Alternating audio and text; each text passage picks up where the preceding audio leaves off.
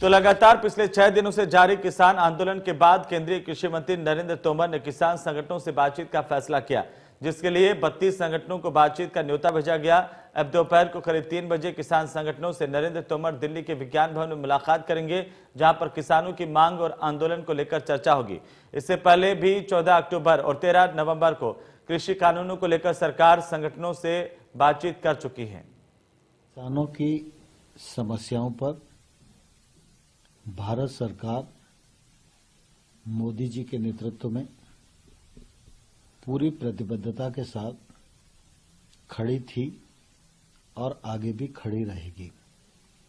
मोदी जी के नेतृत्व में इन 6 वर्षों में कृषि के क्षेत्र में और किसान की आमदनी बढ़े, इस दृष्टि से ऐतिहासिक काम किए गए। नए कृषि सुधार बिल जब आए, उसके कारण किसान भाइयों के मन में कुछ भ्रम रहा। हम लोगों ने 2 दौर की वार्ता किसान यूनियन के मित्रों के साथ की। 14 अक्टूबर को सचिव कृषि के स्तर पर वार्ता हुई। 13 नवंबर को मैं स्वयं था और मेरे साथ माननीय पीयूष गोयल जी, माननीय सोम प्रकाश जी, हम तीनों मंत्रियों के साथ सभी किसान यूनियन के नेताओं के साथ बात हुई।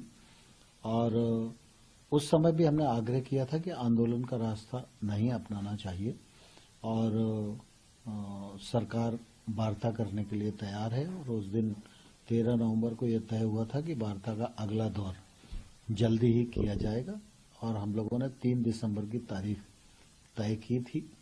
लेकिन किसान आंदोलनरत हैं और सर्दी का मौसम है, कोविड का भी संकट है और इसलिए ऐसा लगता है कि 3 दिसंबर से पहले भी वार्ता की जाए और कोई रास्ता निकले तो ज़्यादा अच्छा होगा। इसलिए 1 दिसंबर को दोपहर 3 बजे विज्ञान भवन में उन सभी किसान यूनियन के नेताओं को आमंत्रित किया गया है जो पहले दौर की वार्ता में उपस्थित थे।